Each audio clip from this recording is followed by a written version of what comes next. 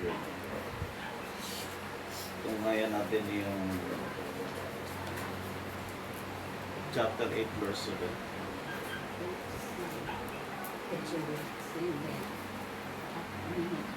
At huminip ang una, at nagkaroon ng granizo at apoy na may halong dugo, at itinapon sa lupa, at ang ikatlong bahagi ng lupa ay nasunog, at ang ikatlong bahagi ng mga punong kahoy ay nasunog, at ang lahat ng sariwang damo ay nasunog. Tuloy. At humini ang ikalawang anghel, at ang tulad ng isang malaking bundok na nagliliyab sa apoy ay nabulusok sa dagat. At ang ikatlong bahagi ng dagat ay naging dugo. Tuloy. At namatay ang ikatlong bahagi ng mga nilalang na nasa dagat, at mga may buhay, at ang ikatlong bahagi sa mga daong ay nawalat. Tuloy. At humihit ang ikatlong anghel, at nahulog mula sa langit ang isang malaking bituin na nagliliyab na gaya ng isang suro, at nahulog ang ikatlong bahagi ng mga ilog at sa mga bukal ng tubig. Anong verse na? 10 po. Tuloy. At ang pangalan ng bituin ay Aginjo. At ang ikatlong bahagi ng tubig ay naging Aginjo. At maraming tao ay nangamatay dahil sa tubig, sapagkat mapait ang tubig. 12. Tuloy na. At humihip ang ikaapat na anghel, at nasugatan ang ikatlong bahagi ng araw, at ang ikatlong bahagi ng buwan, at ang ikatlong bahagi ng bituin, upang magdilim ang ikatlong bahagi nila, at upang ang ikatlong bahagi ng maghapon ay huwag lumiliwanag, at ngayon din naman ang gabi. Revelation 9:15. At kinalagan ang apat na anghel na nangaghahanda sa oras at araw at buwan at taon upang patayin ang ikatlong bahagi ng mga tao. Revelation 9:18. Chapter 9 verse 18. Sa pamamagitan ng tatlong salot na ito ay napatay ang ikatlong bahagi ng mga tao sa pamamagitan ng apoy at usok at asupre na nangagsisilabas sa kanilang mga bibig. Chapter 12 verse 4. Last. At kinalagkad ng kanyang buntot ang ikatlong bahagi ng mga bituin sa langit, at ipinaghagis sa lupa, at lumagay ang dragon sa harapan ng babaeng manganganak na, upang lamunin ang kanyang anak pagkapanganak niya.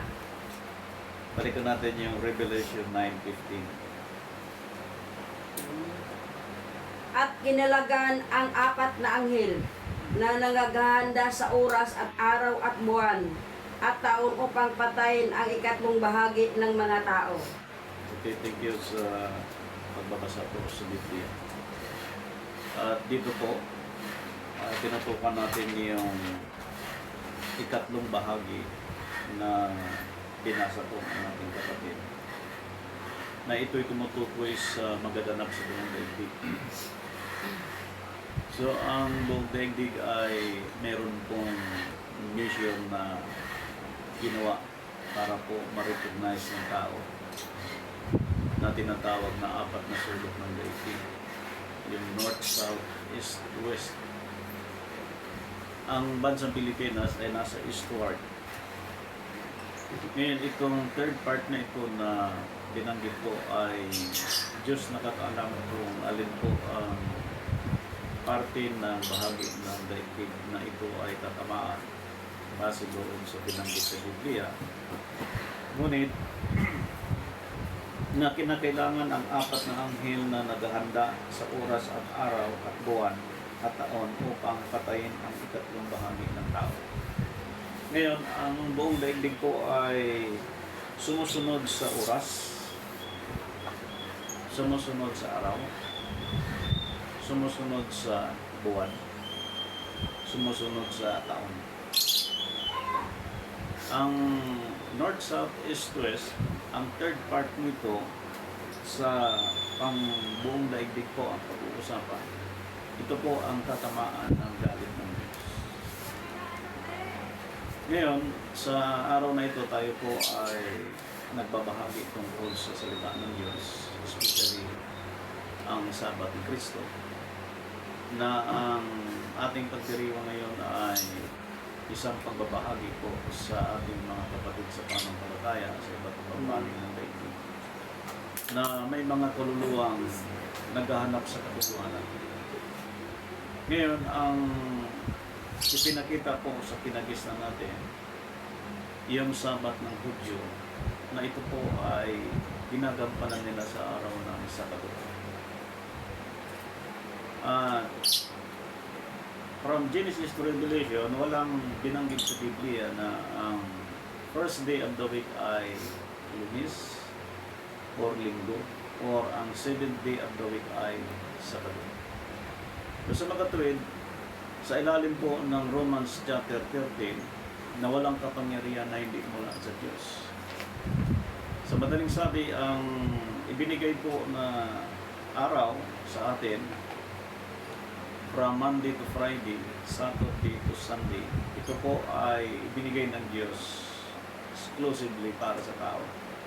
Para po ma-determine ang tao kung anong araw, anong buwan, anong oras, at anong taon. Ngayon, kung babalikan natin ang pagbilang ng araw sa lingguhan, ang declaration ng Jew, which is Saturday, na yun po ang seventh day ayon sa kanilang pagkaunawa sa panahon po nila. Pagdating sa time ni Constantine, from 321 century, dineclare po niya from Saturday to Sunday. Ibig sabihin, ang Roman Emperor o Roman Catholic sa panahon natin, na kinikilala natin at ang kinagisnan natin, inilipat po from Saturday to Sunday. Na itong Sunday na declaration po nila ay kinikilala pong seventh day of the week.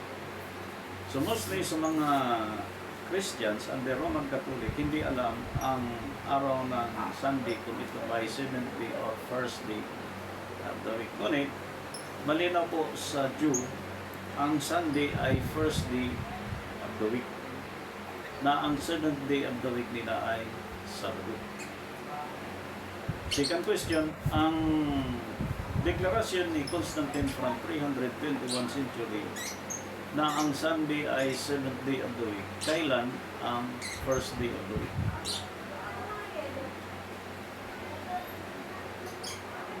Pag nagbilang ka ng seventh day, Sunday, ang first day mo dyan ay Monday. Second day mo ay Tuesday. Third day, Wednesday. Fourth day, Thursday. Fifth day, Friday. Sixth day, Saturday. Seventh day, Sunday. So kung titingnan nyo po, ang magkadikit na araw, Sabado at Linggo, itong magkadikit na araw, ito po ang nakikita natin na ito po ay hindi nilantad sa ating panahon, na mayroong tatlong araw at tatlong gabi mula nung pinatay ang ating tagapagligtas, nabuhay siya sa loob ng tatlong araw at tatlong gabi, ayon sa Matthew chapter 12 verse 40. Okay, tingnan naman natin. Sapagkat kung paano si Jonas ay napasakyan ng isang balyena ng 3 araw at 3 gabi, ay gayon din mapapasailalim ng lupa na 3 araw at 3 gabi ang anak ng tao. Sa makatwid, ang 3 days and 3 nights, na meron pong nagsasabi at nagpapaliwanag na walang pagkamatay, hindi namatay si Kristo, hindi rin nabuhay si Kristo, at walang ibang tagapagligtas kundi Diyos, hindi si Kristo. So itong 3 days and 3 nights, ito po ay hindi inangkop doon sa paglipat from Saturday to Sunday, sapagkat ito yung 3 days and 3 nights, ito po ang sumira din sa bilang ng isang buwan, kung ilan po ang araw sa isang buwan. Ngayon, kung pupunta natin by summarize system, ang napakadali pong competition na atin pong titingnan, sapagkat bawat buwan hindi pare-parehas, may 30, may 31, may 28. Ngunit sa isang taon, simpleng competition lang. Halimbawa po, sa Gregorian calendar ay merong 30, 31. Sa isang taon ay meron siyang 365 days. Sa 28 calendar, sa isang taon meron siyang 336 or 35 days. 365. 360, no. Ang 30-31, meron siyang 365 days. Ang 28 calendar, meron siyang 336 days sa loob ng isang taon. So pag i-minus mo, 365 minus 336 days equals ilan? 29 days. So itong 29 days, sa mga nagsusuri po, no? Itong 29 days, itotal mo siya from 1st century up to the present. Ilan na po ang bilang sa 29 na ngayon po ay kinikilala na meron tayong 2025 years. 58,600. Ngayon kapag i-compute siya ng ibang nagko-compute, maaring makompute po ang bilang, ngunit marami po ang tinitingnan na pagko-compute na para maangkop doon sa kapanahunan. At isa lang po yung pinapakompute ko po dyan na ilang araw sa isang taon ang diferensya ng 365 days and 336 days, 29. At itong 29 days po ay maraming nag-compute yan at marami na rin naglahad na sila po ang nag-compute niyan. Pero ang susi doon yung 29 days. So, dito po ang pagdidiin dito sa pag-aaral na ating pinag-uusapan na ang dagdag na 29 days in every year since first year up to the present. So halos umabot siya ng 18 or 57th century. So sa time natin ngayon, kung mapapansin mo, ang century natin ngayon sa 2025 at sa 1857 century, sa time natin ngayon ay hindi pa 2000. Kung titingnan natin, yung dagdag umabot ng halos 160 years. Pag binasa mo ang Biblia, redeeming the time because the days are evil, ang tanong, kailan nag-start ang evil time?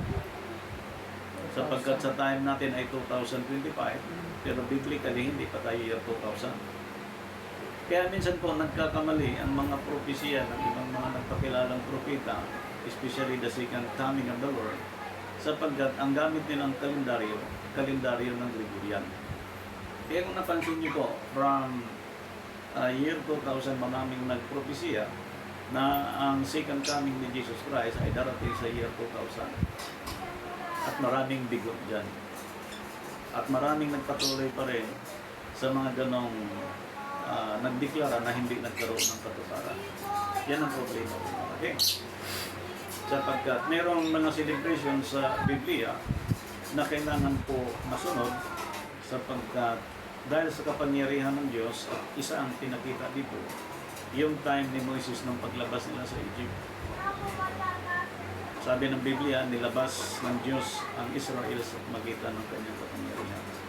Ang tanong, anong buwan? First month of the year.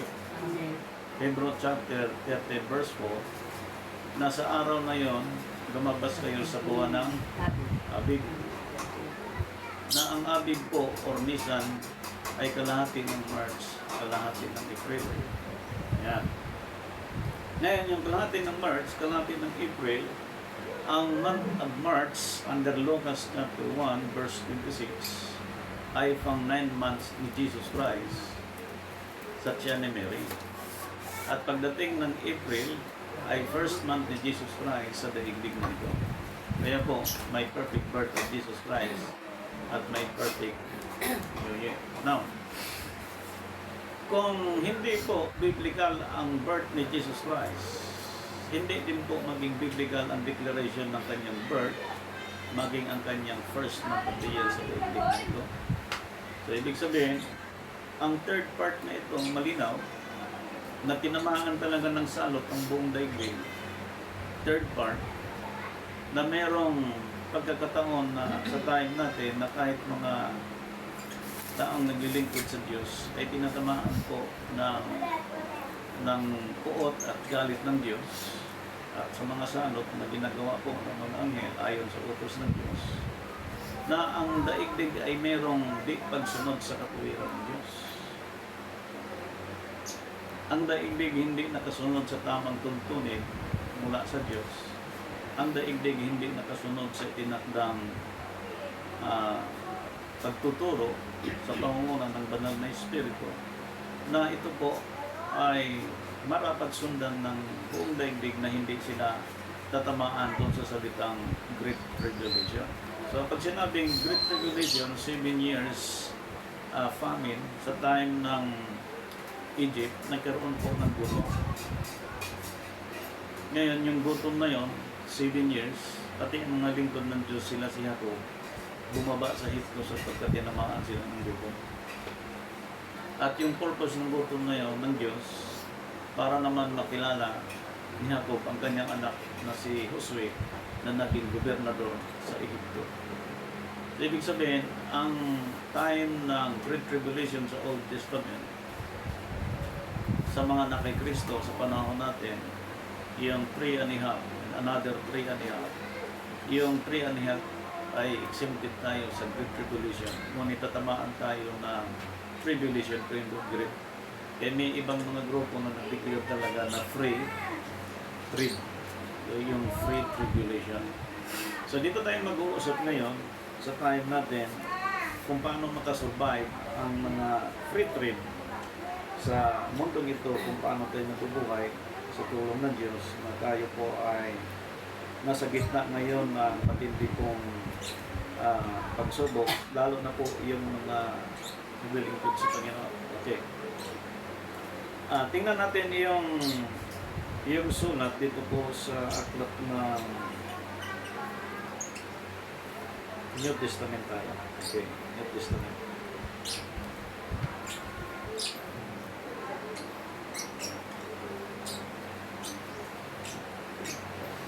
Balikan natin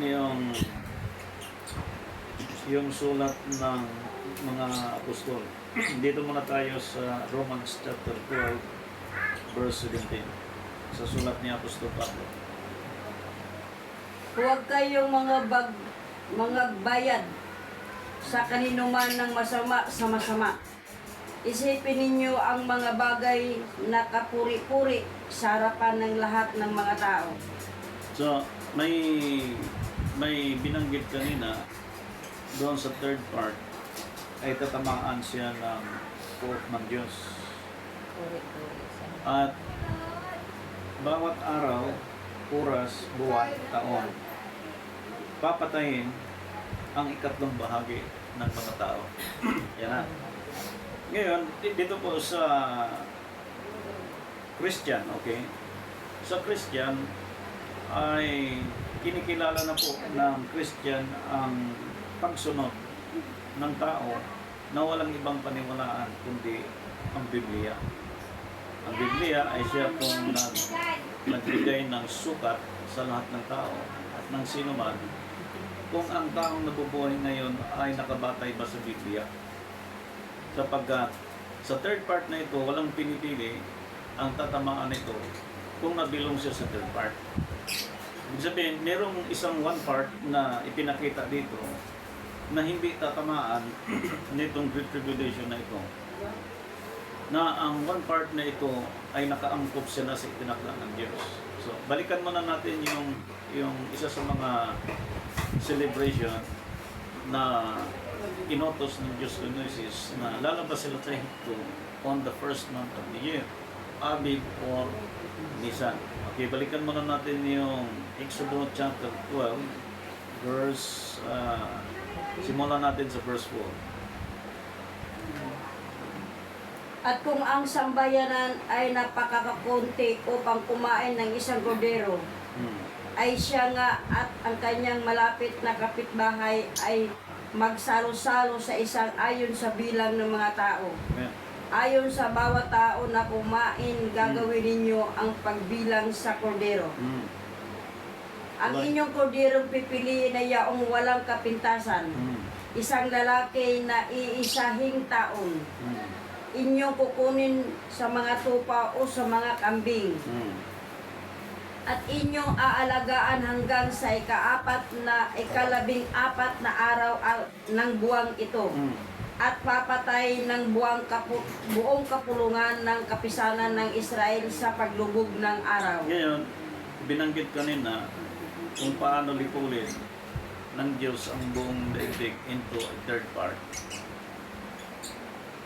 Pinakita dito sa time ni Moises, biblically, na kukuha sila ng kordero sa ikasampu na iisang taon ang gulang, alagaan nila ng 4 na araw at papatay nila sa paglubog ng araw. Kailan yun? On the first month of the year. Meaning, the Hebrew calendar is Abib or Nisan, na ang Abib or Nisan kalahati ng March, kalahati ng April. So, ang April po ay first month ni Jesus Christ sa daigdig nito, na ang first month of the year na kilalanin natin doon sa Passover ay April 14, sapagkat yung kordero ay papatayin sa paglubog ng araw. Ngayon, doon sa paglubog ng araw, isa po ang oras na involved dito, sapagkat ang original time na pinagis na natin mula pa sa original, nagpalit ang 24 hours ng 6 p.m. to 6 p.m. Ibig sabihin 6:01, pasok na po yun sa pagpalit ng 24 hours. Ngunit, kung paano nagpalit ang mga Sabat at kung paano po ang mga araw ay nilagyan po ng pangalan, gayon din po ang mga oras ngayon kung paano mula sa 6 p.m. Ngayon po, nagpapalit ang 24 hours sa 12 midnight. So, ilang oras ka agad? 6 hours. So, ibig sabihin, ang celebration doon sa pagpatay kay Moises sa paglubog ng araw, perfect time ang paggamit ko. Kaya, 100% nakalabas sila sa Egypt na talagang hindi nasaktan sila at hindi sila nahabol ng Paraon sapagkat ginampanan ni Moises at ng Israel ang tamang pag-alis po nila sa Ehipto mula sa pagpatay nila sa kordero at pag-alaga nila maging sa mga oras kung kailan nila patayin yung kordero.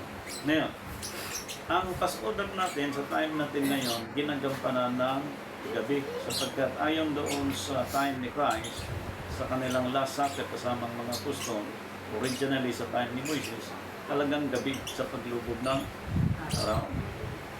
Dito naman tayo sa Pitches Buwan. Pag pinatay mo siya ng hapon sa paglubog ng araw, anong time yun? Sapagkat yun ay 14. Ngayon, pagka nag-celebrate ka ngayon ng Passover sa pizza po 14, dahil hapunan, alas 6 ng hapon, pagdating ng 6:01 po, 15 na po yan. So, ibig sabihin, pagka ginampanan ang 14 sa Gregorian calendar, pagdating ng 6:01 po, yun ay 15, celebration na po ng Israel. Yun po ay para sa 7 days. Hindi na po kay Kristo yan, yung Passover na ginagampanan, kundi sa Israel na. Ibig sabihin, kung sa Israel, kailangan may 7 days na celebration, from 15 to 21 days, kailangan din doon sa 7 days magpatay sila ng mga hayop doon sa tuwing taon ng celebration. That is a traditional or pagan practice sa time natin. Kaya po, kung makikita mo sa pag-aaral na meron tatlong dispensation sapagkat meron din pong three kinds of Christianity. So, ang three kinds of Christianity po, sa mga pag-share lang, ang first Christianity ay naninihasa sa Diyos-Diyosan, sa mga anting-anting, sa mga pamahiin. Yan ang first Christianity. Pagan practice po yan. Christian yan. Second Christianity, ito naman ay naniwala din sa Biblia pero hindi niya tinutupad ang aral sa Biblia. Third Christianity, sila din po ay kumikilala sa traditions of man. Lumabas din po sila. Pero ang pag-celebrate nila hindi angkop doon sa pagtakda sa Biblia. So, ibig sabihin, ang three kinds of Christianity, ito po ang tatamaan ng third part sapagkat ito ay hindi sumunod ang susukat na ginawa ng Diyos. Sabi kanina, doon sa talata din nasa mga sister, balik mo, Romans Romans o Revelation? Romans 12:17 po. 12:17. Huwag kayong mga babayad sa kaninuman ng masama sa masama. Isipin ninyo ang mga bagay na kapuri-puri sa harapan ng lahat ng mga tao. Ibig sabihin, kapag may naggumawa ng masama at pinapabayad mo siya ng binayaran mo rin ng masama, ginantihan mo rin siya, ibig sabihin, yung taong yun na belong doon sa third part, tatamaan siya ng tribulation. Tatamaan siya ng maraming problema. Kaya po may sinabi sa Revelation chapter 18 verse 4, come out from among them, sapagkat may third part na bawa sa akin ng Diyos. Kaya kung pansin mo sa time natin ngayon, first, second, third Christianity, lahat papuntang sementeryo. Lahat papuntang hospital. Lahat papunta sa gutom, lahat papunta sa kahirapan, kanya-kanyang diskarte para mabuhay. Actually, ang direction ng tao doon. Pero ang one part ko, hindi ko para doon. Dito, binasa kanina sa scripture na yung babae, hinabol, gustong patayin. Diba po? O diba si Christ pinatay? Kasi yung babae niya naglilihi, buntis mga anak. Si Mary yun, si Christ. Si Christ pinatay para tubusin tayo sa kasalanan. Pero, nabuhay siya ng maguli. Dito sa pagkabuhay niya ng maguli na ito, kinakailangan doon sa Revelation, makalakit tayo doon sa unang pagkabuhay ng maguli. Anong sabi doon? Revelation chapter 20, verse 6.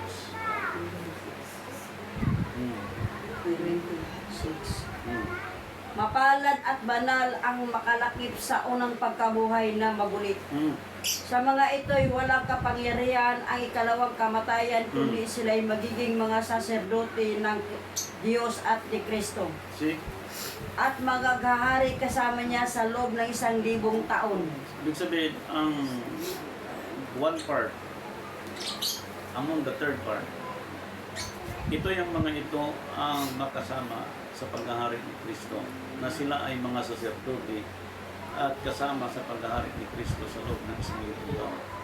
Sila yung datnan ng time, sa kingship time ni Jesus Christ, para paghaharian sila, na hindi sila makasunod kung paano binago ang oras, ang araw, sa panahon natin, sa ilalim po ng propesya Daniel chapter 7 verse 25. 5. Daniel 7. Daniel chapter 7 verse 25. At siya'y magbabadya ng mga salita laban sa kataas-taasan. At lilipulin niya ang mga banal ng kataas-taasan. At kanyang iisiping baguhin ang panahon at ang kautusan. At sila'y mga bibigay ng kanyang kamay hanggang sa isang panahon. Sa makatuwid, ang Romans chapter 13 verse 1 mula sa Diyos na isang kapangyarihan sa sino mang authority ngayon na magbago, halimbawa sa ligang batas. Pag hindi po sinundan at binago ito, mapabilang sila doon sa third part na tatamaan ito. Kaya sa Biblia, hindi pinag-uusapan yung mayaman, bilyonaryo at saka trinaryo.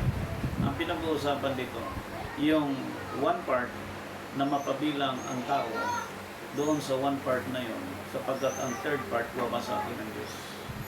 Kaya sa daigdig na ito, paano mamuhay ang third part katulad natin? Okay?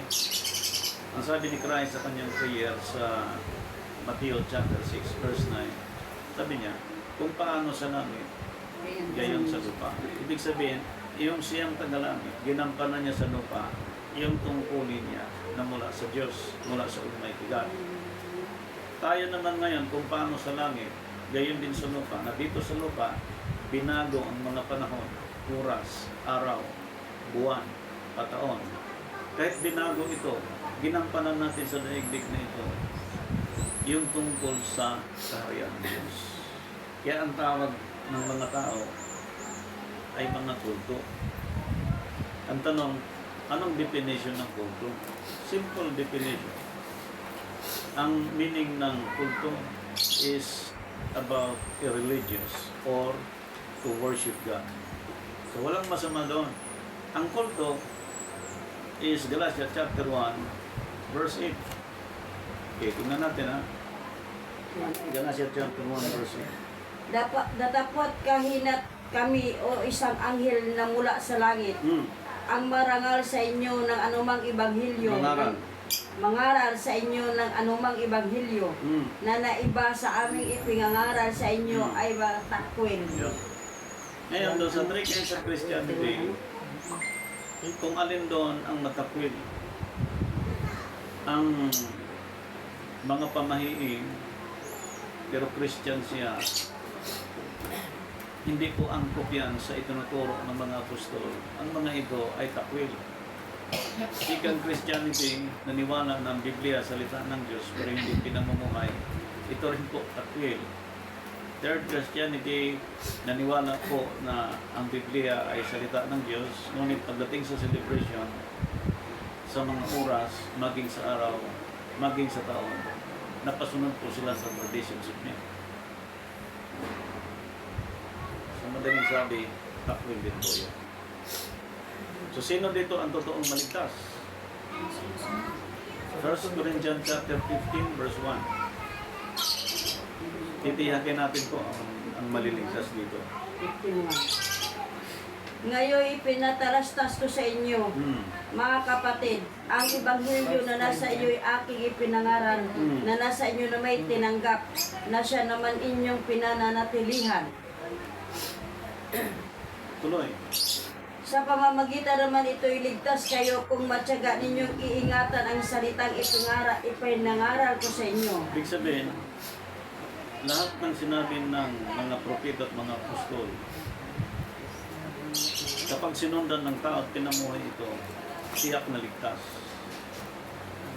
Sapagkat dito sa daigdig ito, binanggit ng Revelation chapter 9 verse 18, sa pamamagitan ng tatlong salot na ito, ay napatay ang ikatlong bahagi ng mga tao sa pamamagitan ng apoy at ng usok at ng supre na nangagsisilabas sa kanilang mga bibig. Third part, papatayin talaga. Kaya hindi pinag-uusapan ito, nag-ipon ka ng maraming ginto at pilak. Hindi pinag-uusapan dito. Kaya may sinabi sa Revelation, kung ikaw ay mayaman, bumili ka ng gintong dinalisay sa apoy. Mga mayayaman na, pinagsasabihan ng Diyos. Kaya sabi ng Diyos kay Apostol Pablo, pagsasabihan mo ang mga mayayaman. Sapagkat nalihis na sila eh. So, ngayon, pagdating sa time ni Christ, pinakita ko na kung paano ang mula sa Ama na ipinagpatuloy niya. Dito ngayon sa binanggit na ito, pakiulit sa English Bible, by these three was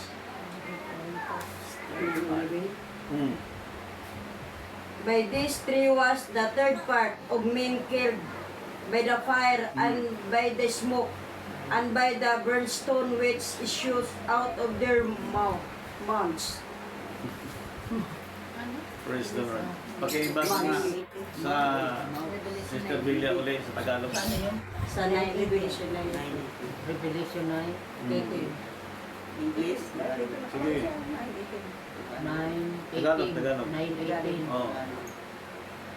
Sa pamamagitan ng tatlong salot na ito ay napatay ang ikatlong bahagi ng mga tao. Oh. Sa pamamagitan ng apoy at ng usok at ng asupre na nagsisilaba sa kanilang mga bibig. Tuloy. Tuloy.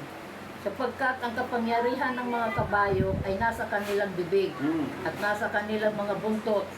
Sapagkat ang kanilang mga buntot ay kawangis ng mga ahas at may mga ulo at siya'y nilang pinananakit. So, yan ang gamit na almas upang malipol. Kasama na po dyan actually First World War, Second World War, maging ang war na nagaganap ngayon sa mga bansa na kung saan nababalitaan natin sa YouTube at saka sa FB.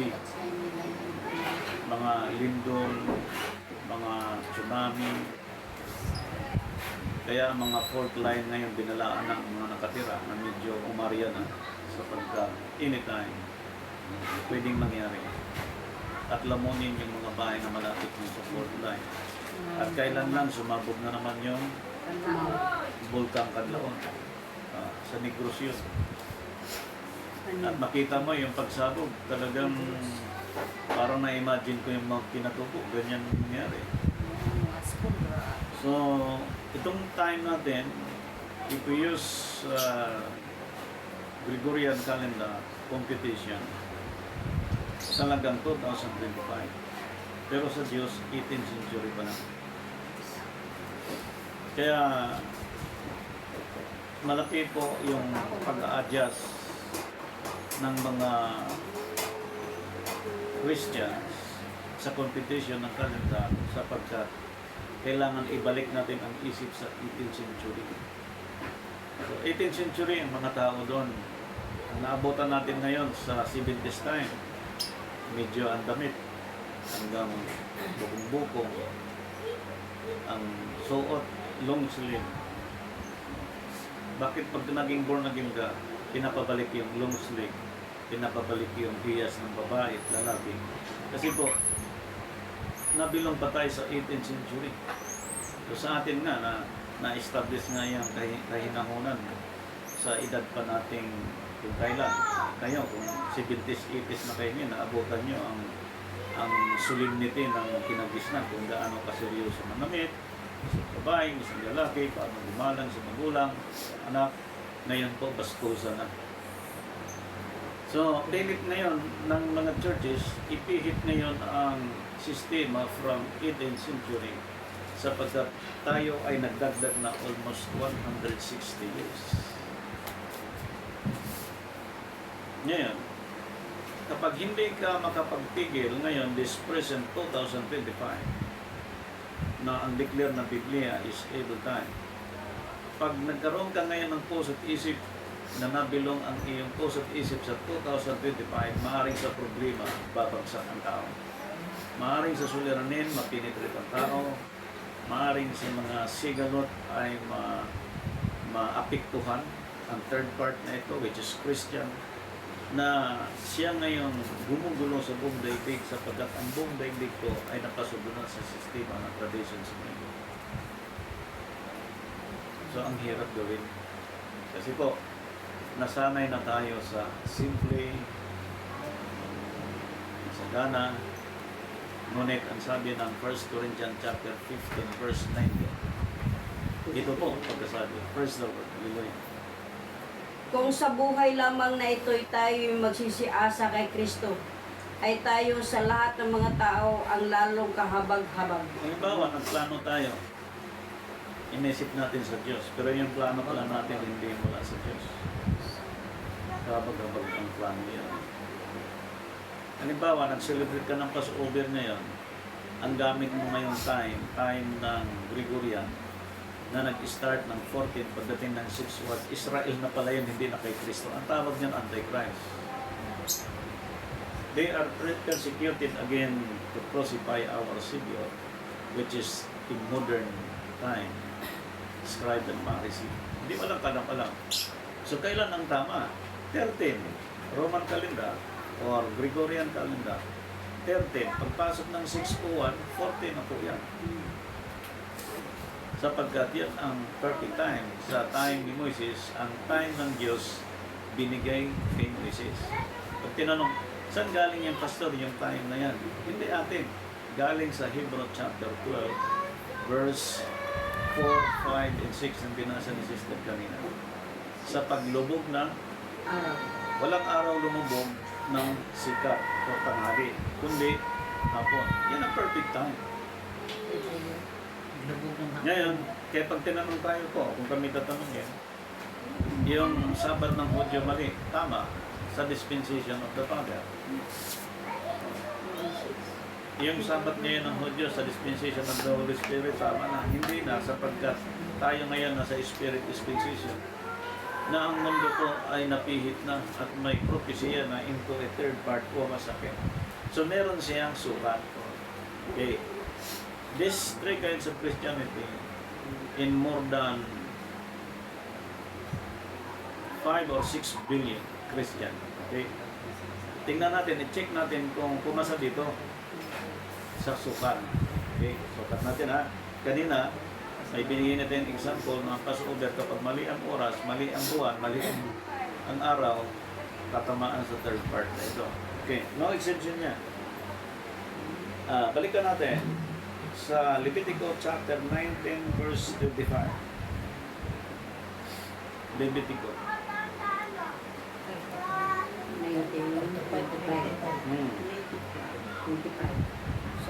At sa ikalimang taon ay kakain kayo ng bungang niyaon upang papapagbungahin sa inyo. Yeah. Ako ang Panginoon ninyong Diyos. Kailan ka mag-start ng bilang ng first month, second month, first year, second year, third year, fourth year, fifth year. At doon sa fifth year, anong buwan nag-start? At doon sa buwan na yun, anong oras kayo nagsimula?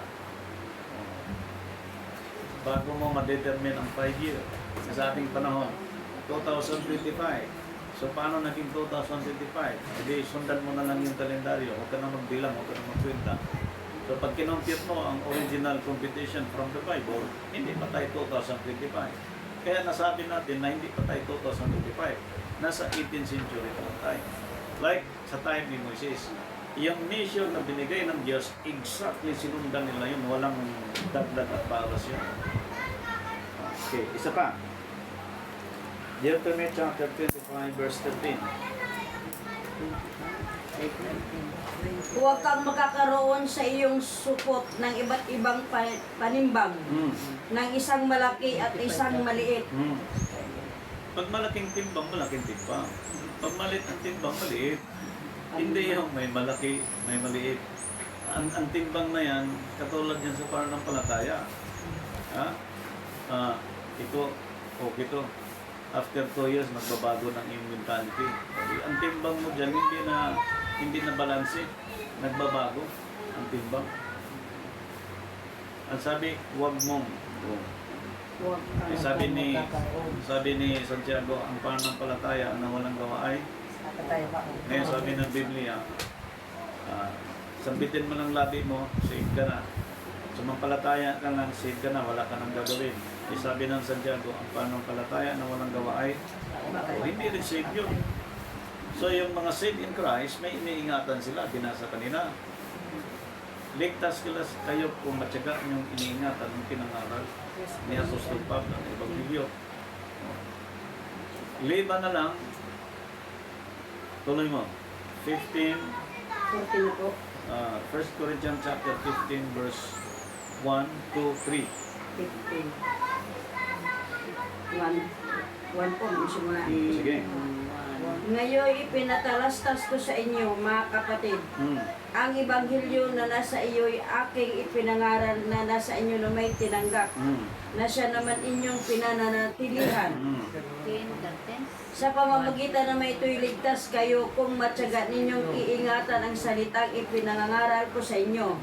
Maliban kung kayo'y nagsimpalataya na walang kabuluhan. Ibig sabihin, ang pagsunod sa oras, buwan at taon sa sistema ng daigdig na ito, pananampalataya na walang kabuluhan. Na mga anak kay Kristo kung umaasa sa sanlibutan ito, mas sigit silang kapag-kapag. Halimbawa, nag-celebrate ng Passover, hindi 14, hindi oras ng Diyos ang ginamit. Nag-celebrate sila kay Kristo, ngunit ang mga oras at buwan sa sanlibutan ang tinaturn. Sabi doon, higit silang kakababa. So, pasok yun sa first and second and third Christianity. Tatamaan ng Great Tribulation yun.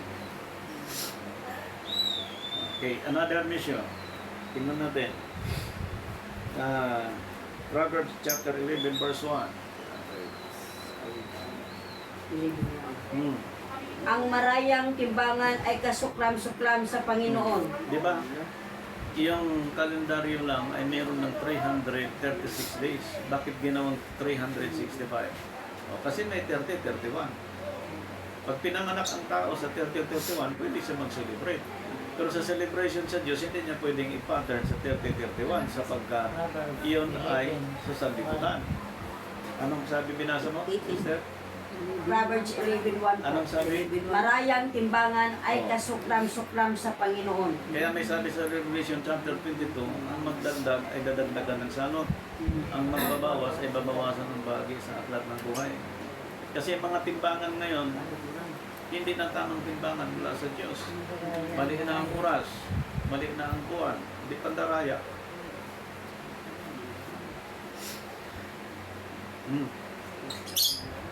Kaya ayaw ko magnegosyo minsan eh. Kasi pag nagnegosyo ako talagang nakikita mo na out of Christ life. Si Mary siya, hindi naman nagnegosyo.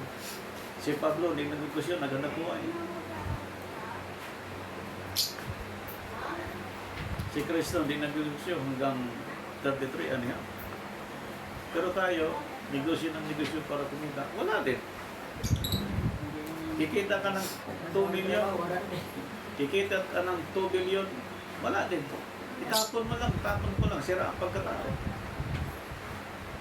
Anong nangyari sa mundo? Meron kang 5 billion, meron kang 10 billion.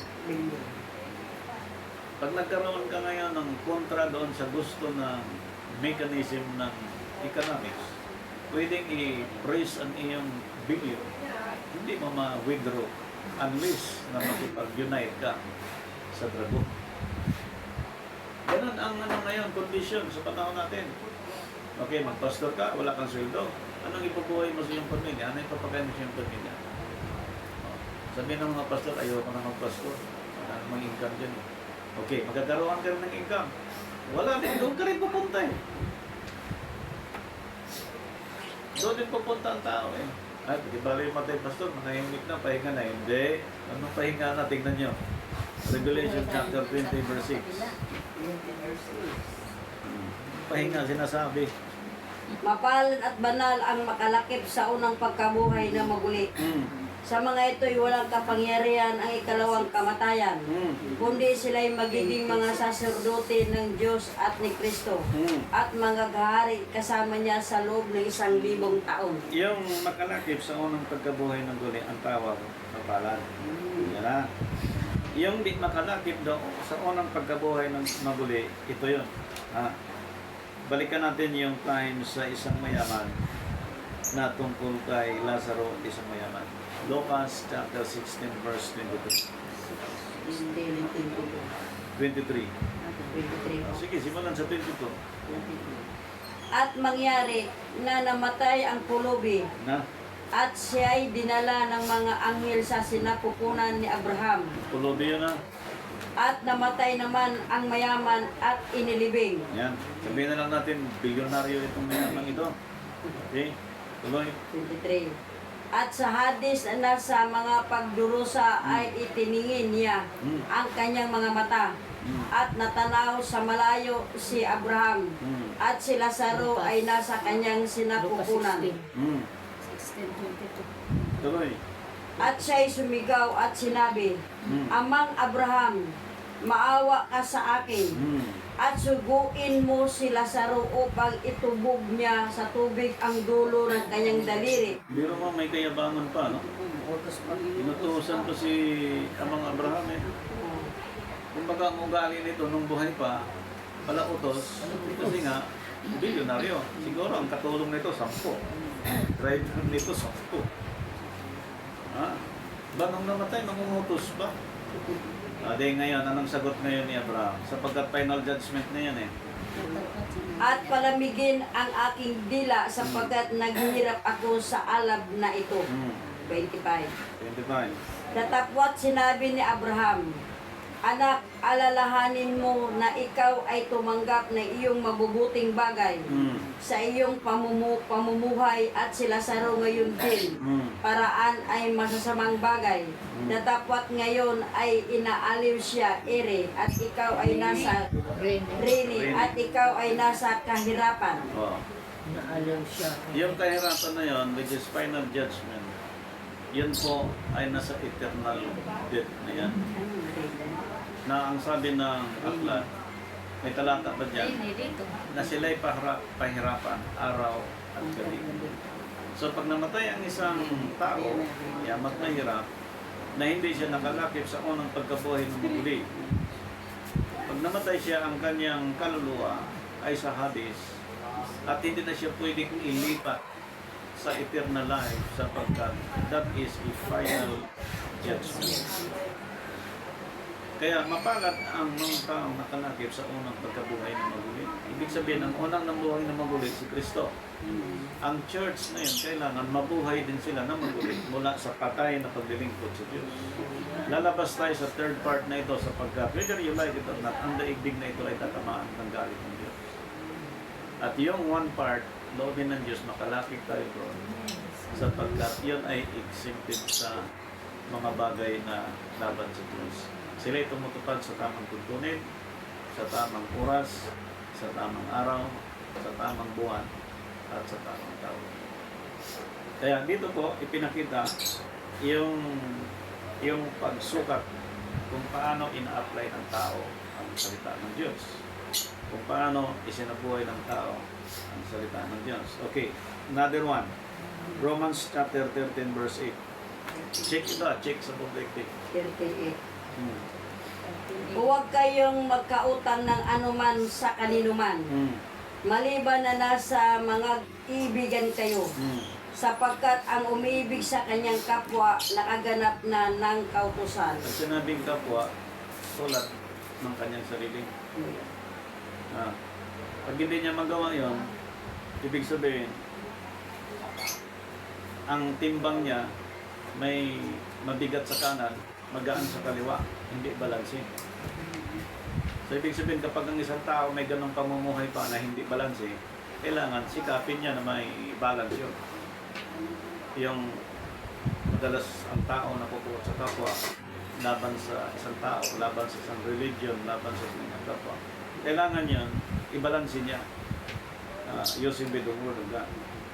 Ikaw mismo magbalanse nun sapagkat binasa mo ang scripture. Kung siya ay napasama doon sa unang nabuhay na maguli, na makalakip siya sa unang pagkabuhay, kailangan makita niya yan. Checking yan eh. Kailangan meron siyang ganong balanse na taglay. Roman Catholic man yan, born again man yan, Trinitarian man yan, fanatics man yan, yung pag-ibig mo, pag-respeto, paggalang mo, ipakita mo pa rin sa Kanya. Pero pagdating sa paglilingkod sa Diyos, hindi mo pwedeng i-pattern ang iyong paglilingkod sa Kanya. Kailangan i-pattern sa Biblia. Ganyan po ang sistema ng ang philosophy spiritual sa Biblia. Yung honesty ng isang tao sa Panginoon. Kung paano si Christ naging honest sa Almighty God. Ganon din siya. Ganon din ang church. So ang mission, ganyan po. Ngayon, pinag-uusapan po yung tungkol din sa panahon ni Paul kung paano siya sumulat sa taga-Corinto. 2 Corinthians chapter 8 verse 21. 2 Corinthians chapter 8 verse 21. Sapagkat iniisip namin ang mga bagay na kapuri-puri, hindi lamang sa paningin ng Panginoon, kundi naman sa paningin ng mga tao. Yun. Ibig sabihin, kung nagawa ng isang tao, kapuri-puri lang sa paningin ng tao, hindi sa Diyos, ibig sabihin, unbalance siya, wala sa tamang balanse. Kailangan kapurihan una sa Diyos, una ang gagawin niya. Secondly, kapurihan sa tao. Kaya may aral sa Matthew chapter 6 verse 33, seek ye first the kingdom. God's first muna. And then righteousness, pamuhay niya, all these things shall be added unto you. Yung balance na ito, ipinakita ko na kailangan una kapuri-puri muna sa Diyos, pangalawa kapuri-puri sa kapwa. Pero kung sa tingin mo kapuri-puri lang sa kapwa, hindi sa Diyos, you must stop. Ibig sabihin, sa third part, yung ganong karakter, napabilang siya. So, panganib yun. Kaya meron siyang mga precaution talaga. Sa timbangan nga, pag nagtimbang ka, pag medyo nalagpas lang ng isang guhit, kasi kami noon, nanay ko, nagtitimbang ng Cupra, nagtitimbang ng Diatilis. Talagang may timbangan kami, original na timbangan, hindi ko alam kung saan na ngayon. Pag, makikita mong timbangan, sabi ko ganyan palang timbangan. Sa Manila, pagdating mo, iba ng timbangan dito, bilog na. Yan pala, may mga, ano yan sila, may mga pinipihit-pihit para nagbalansin talaga. No? Ay, kung ikaw na malingkin na nagbandali ka talaga, 3 kilo, 4 kilo. Sige, magkano? 5,000. Ganun lang. Pero di mo alam ang timbangan. Actually, ang mga milyonaryo ngayon, nag-online na lang, order ilang kilo, ganyan-ganyan. Tapos bayad na lang. So wala silang pakinas timbangan mo, hindi na sa tumitingin doon. Yung mga mayayaman po yan, mga kapatid. Pero pagdating sa timbang, sa paglilingkod sa Diyos, to be honest to God, kung anong mali, ano ang hindi dapat, sikapin mong i-restore yun. Sikapin mo siyang iayos yun sapagkat ang balance is 50-50. Di ba sa sanlibutan? 50-50. 50 sa kanan, 50 sa kaliwa. Pero sa Diyos, hindi 50-50. Ang inisip ng natin, bilang mga lingkod ng Diyos, ang balance 50-50. Sa Diyos, iba. 75 sa Diyos, 25 sa sanlibutan. Hindi pwedeng i-balance ang Diyos sa physical natin sapagkat as a human, pinakita sa atin yung kahinaan. Iba ang espiritu kaysa laman. So, ang balance ng Diyos, 75 and 25. Paano nasabi natin yun? Sapagkat ang tao, ang balance ng tao, ang katawan, kailangan merong 75% na water. Okay? So, kailangan meron siyang 25% na bacteria. At lahat ng doktor, tinanong mo, Dok, kailangan ba talaga ang tao may bacteria? Hindi nabubuhay ang tao kung walang bacteria. Kailangan mayroon talaga siya. Kaya lang, i-control siya ng 75%. Ibig sabihin, kung mali ang pizza, mali ang buwan, mali ang araw, mali ang taon, ibig sabihin, hindi balanse ang paglilingkod ng isang tao sa Diyos. So, kailangan i-rearrange siya. Hindi na lead ng tao, kundi lead ng Espiritu Santo yun. Dahil pag naintindihan mo, at hindi lead ng Espiritu Santo, pwedeng mag-back out ka after 2 years, 3 years, and 4 years. Hindi ka makatatag. Pero kung lead ng Holy Spirit, mambigan ka to lead to God. Yan ang prinsipyo ng mga napabilang sa nakalakip sa unang pagkabuhay ng mundo. At itong sinabi ni Apostol Pablo. Kaya lahat ng tao sa buong daigdig, chinicheck na ngayon. Christian ka, okay, check. Muslim ka, ito check. Buddhist ka, ito check. Check ngayon lahat ng tao. Kung anong mga celebration, inside and outside of the church. Okay. Last one. Philippians chapter 4, verse 8.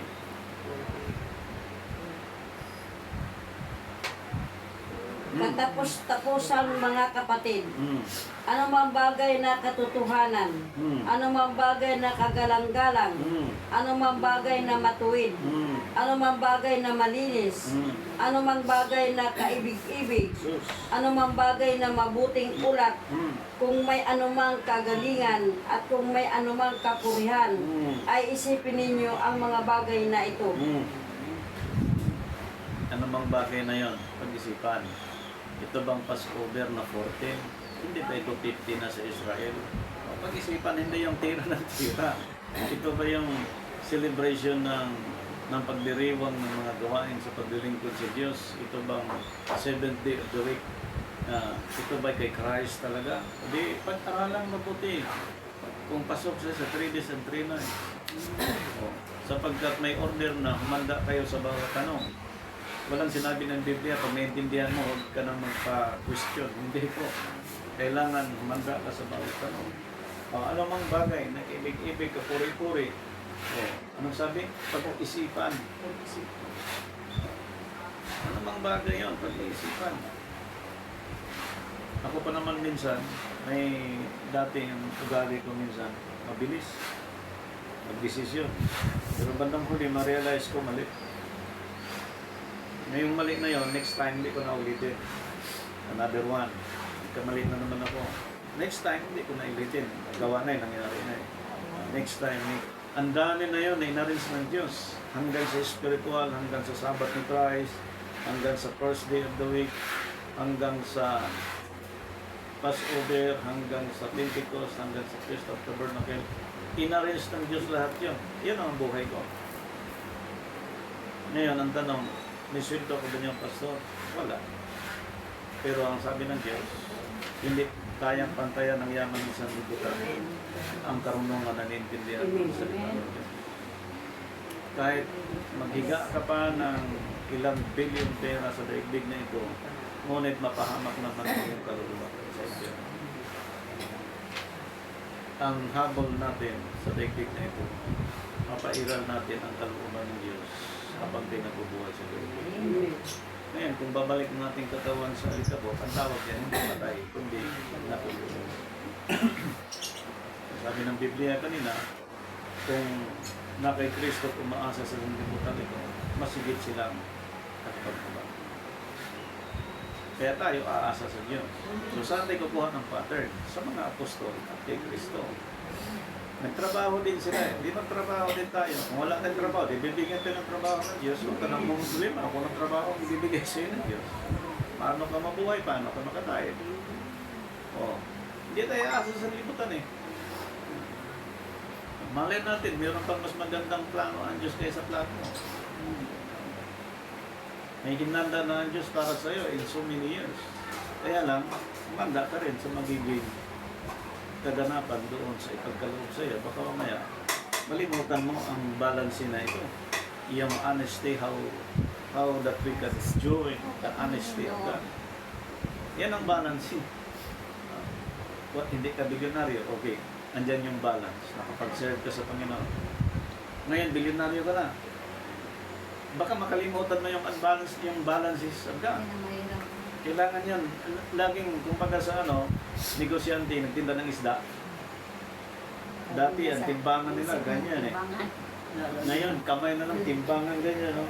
Bitbit nila laging timbangan. Sige ka, isda.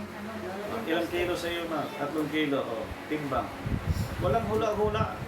Ganun din ngayon, anong church ka? Pentecostal. Pag itong timbang, anong church ka? Roman Catholic, ito yung timbang. Tagilid eh. Anong church ka? Buddhist, tagilid eh. Ikaw, anong church ka? Born again, tagilid. Hindi timbang. Lahat wala sa Ang mga tamang Buddhist timbang. kasi hindi ko makain ng buhay katulad ng isda, manok, baboy. Samantalang ang sabi ng Panginoon, nilikha niya yun, di ba? Pinamamahala sa tao, pwede yung kainin lahat yun. Yun. Yung mga ganang pamahiin ang tawag noon. Actually, ang pamahiin nag-start sa first Christianity. Kasi pumasok ang Christianity sa bansa natin from 15th, 21st century. So lahat ng pamahiin na-adapt talaga ng ating mga ninuno. Kaya sabi ni Propeta Malakias, last prophet sa Old Testament, ang sabi doon, Malakias chapter 3 verse 7, 3:7. Mula ng mga karawan ng inyong mga magulang, kayo na nagpakaligaw sa aking mga tuntunin, at hindi ninyo tinalima. Manumbalik kayo sa akin, at ako'y manunumbalik sa inyo, sabi ng Panginoon ng mga hukbo. Ngunit inyong sinasabi sa ano kami manunumbalik. yan.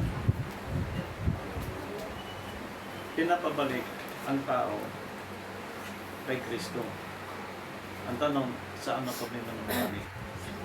Kung saan naligaw ang ating mga ninuno, kung ano yung pinaligawan niya, doon tayo babalik. Ibabalik sa original. Ngayon, kailan mag-start yun? Doon sa Resurrection of Christ, sa chapter 3 ng 21 ng Acts. Kapag tinanggap na siya sa itaas, ibabalik niya ang lahat ng bagay sa dati. Pag nabalik niya ang lahat ng bagay sa dati, yung one part, hindi siya mapabilang na katamaan tulad sa third part. Pakibasa, 3:21 ng Acts. 21. At siya'y kinakailangan tanggapin ng langit hanggang sa mga panahon na pagsasauli sa dati ng lahat ng mga bagay Yan. na sinasalita ng Diyos sa pamamagitan ng bibig ng kanyang mga banal na propeta buhat pa nung una. Ibabalik niya ang pag-restore from the very beginning. Ngayon, ipinakita ng Scripture na ang ating mga ninuno na nagpangaligaw na. So, sa Christian, sa bansa natin, from 15th to 21st century. Ngunit, kung meron ng pangangaral sa 12, 13, 14 century up to 18, up to 2025, ang Christian sa bansa natin, 15, 21 century na, Spanish time. Ngayon, kung kailan nangamatay nating mga ninuno, kailan pinanganak, kailan tayo nagkaroon ng isip, doon ang natin nalaman, uy, Christian pala ako. Wala sa mga ninuno na yon, ligaw na sila sa mga tugon. Pag binasa mo yung Malakas chapter 3, if we took government, pati pag nanakaw ng tao sa Diyos, ninakawan ng tao ang Diyos. Ninakawan baga, sa ano kami manumban? Sapagkat ang bansa nagnakaw laban sa Diyos. Ang sinabing nitong buong bansa, buong mundo, binago ang oras, binago ang araw, binago ang buwan, binago ang... Sipin mo yan ha, April ang first month ni Jesus Christ, naging March na ang celebration ng Passover. Sabi ko, anong nangyari sa mga ito? Binago ang taon. Alam mo na, buong mundo sumunod niya. Tuloy mo. Sa, 8. ano po? Malakyas. Malakyas. 3, 7, 8. Tuloy-tuloy. 8 na po. Nanakawan baga ng tao ang Diyos. Ngayon may ninakawan ninyo ako. Ngunit inyong sinasabi, sa ano ka namin ninakawan sa mga ikasampung bahagi at sa mga handog. Sinagot sila sa mga ikasampung bahagi at sa mga handog. Handog. Inulit ni Paul yan sa Romans chapter 13, tribute, and then buwis, tapos ambag, and then honor. Offering, tribute, and honor.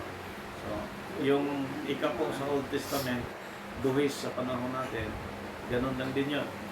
So, pag tinignan mo ngayon, ang debate, bakit kinukulik pa daw yung 10%? So, para sa akin, nasaan ang scripture na nagsasabi na hindi na pwedeng ikulik ang 10%? Wala. So, anong meron? Ang 10% inutos lang sa Israel sa panahon ni Moises. Pagdating ni Abraham, ibinigay niya, Hebrew chapter 7, binigay niya yung kasampung bahagi kay Melchizedek. Ngayon, yung Israel na bayan ng Diyos, tayong hintil, hindi naman. Galatia chapter 3, through Jesus Christ, ipupunig tayo sa Israel. Kung anong pilyon ng Israel, ipagpatuloy ngayon ng mga hintil na kay Kristo na hindi kasama doon sa third part na yon. Silang mag-continue. Pero, hindi nasa ilalim ng batas.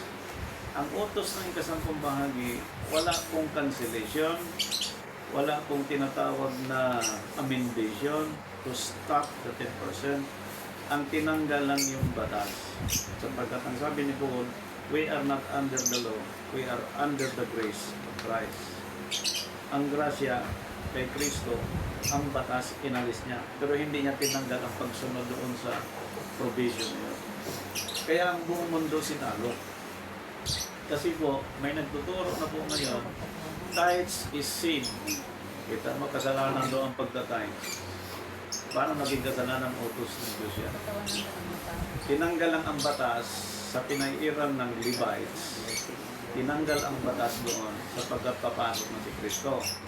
Ibig sabihin, yung sacerdote na magpapairal ng ikasampung bahagi, si Kristo na hindi nalilita. Pero hindi na under the law. By grace na.